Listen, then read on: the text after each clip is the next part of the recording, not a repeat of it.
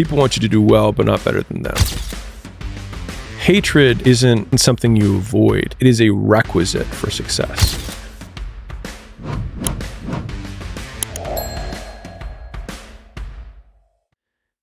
Fame doesn't change you. It just changes everybody around you. Yeah. And that, when you're on your way up, everyone roots for you because you remind them of their dreams. When you're at the top, everyone tears you down because you remind them that they gave up on them. That really, that spoke to me. I wrote an essay on this because I'm a psychopath. Yeah. Yep. When I was a gym owner. So a lot of people don't know this, but I got a writing scholarship in college. Like I was a vice president of the newspaper. I was editor of the creative writing magazine. So like I've been writing for a long time. I enjoy writing. And I wrote this essay. I think the title of it was, Everyone Believes in the American Dream Until It Comes True.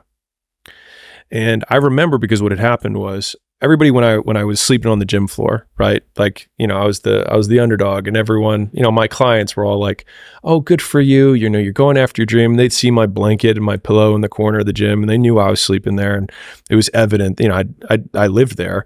I didn't have a shower. I didn't have a shower to go to the YMCA. I had to go shower.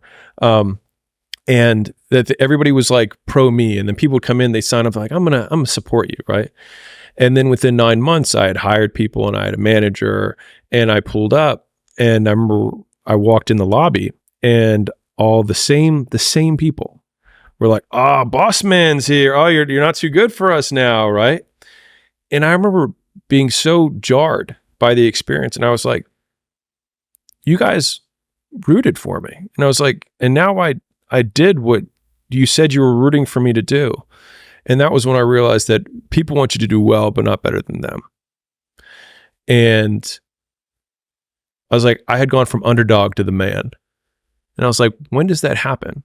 And the litmus test of when it happens depends on who the person is.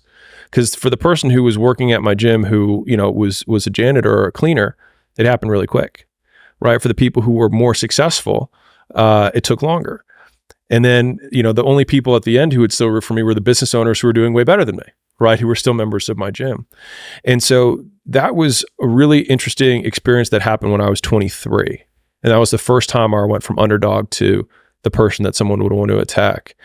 But I had a performance coach tell me this. He said, hatred isn't something you avoid. He said, it is a requisite for success.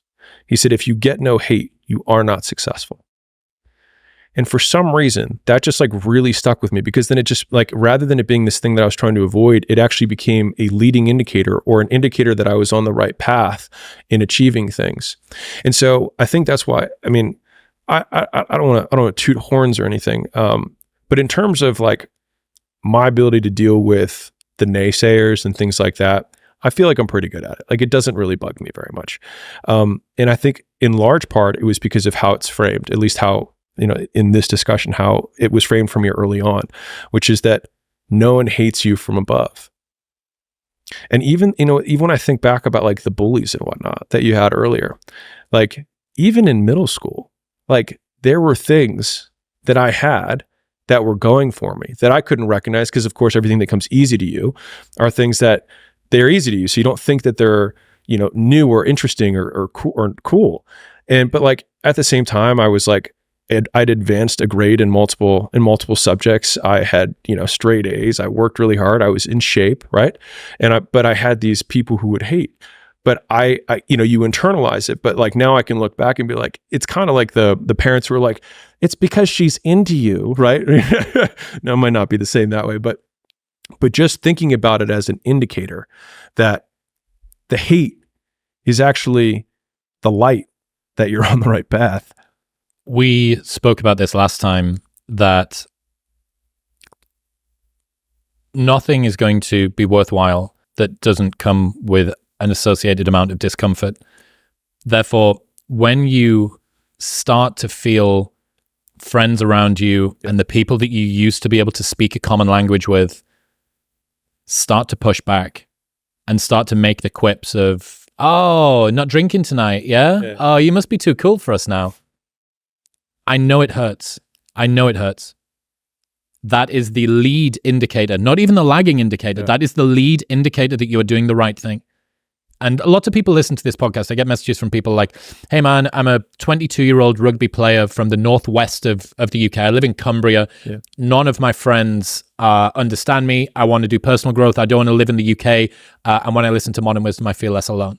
And it makes me tear up, because I'm like, fuck, like I see me in that person. I see me in that. And it's so hard to reframe it. The pushback you are getting is the indicator that you are doing the right thing. It is. And if you can reframe the distaste that you get from other people as the same as that. Because they're projecting the things that they know they should be doing that you are doing that they're not doing. And you remind them of that.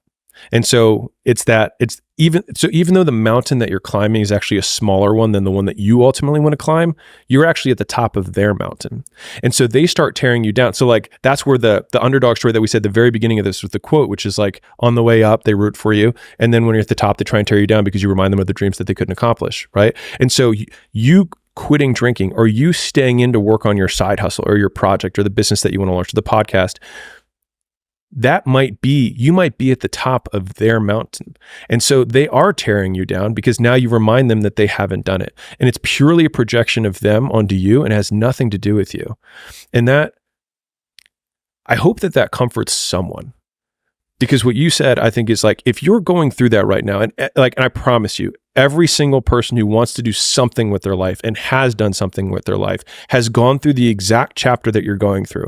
And it's the lonely chapter. It's the chapter where you don't fit in with your own friends, but you don't have the outcomes yet to fit into a new group of friends. And you're doing this thing, you're consuming content on the internet, you're doing these free tutorials online to try and figure out how to set up a podcast and where do I host this thing? And then you're going through this and you're like, is this even worth it? Because you have no signs of success, right? But if there's anything that you can take away from what we're saying right now, is that the sign of success is the hate that you get along the way.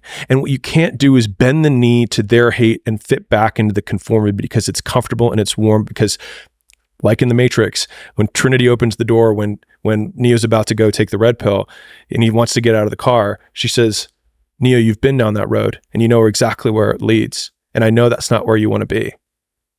And then he closes the door. Like right now, this moment that you're going through is Trinity opening the door and being like, you could go back, but then you'd have to remember exactly what the reason was that you decided not to go out to begin with, just because you listen to this podcast and you consume this content. And you're like, I can fucking do more than this. Like, because you are starting to live in some of that hell where you look in the mirror and you're like, I can do more. And you start to see the person that you could be. And you're like, this does start to feel like hell. The reason that it's uncomfortable, and the reason that I do have sympathy for the people that see this, is ignorance in some regards is bliss. As soon as you begin to posit an ideal, you then begin to compare yourself to that ideal. Yeah. And the gap in potential between you and the person that you could have been begins to get more stark. And even the slightest glimmer of, wow, I can read a book or follow a course or listen to a podcast and then work really, really hard on one thing and change the thermodynamics of my mind, change the texture of my own existence day to day, because I worked at a thing. And now I understand nutrition. You know, I know Kung Fu. Yeah. Like I understand nutrition, or I understand how to sleep well. Okay, as soon as you know that sleep is important and what you need to do it, every single night of bad sleep that you have is on you. Yeah. Because before you had the excuse that you're ignorant. Yeah. And guess what? Now you don't. Every worthwhile goal is worthwhile because it has a cost associated with it.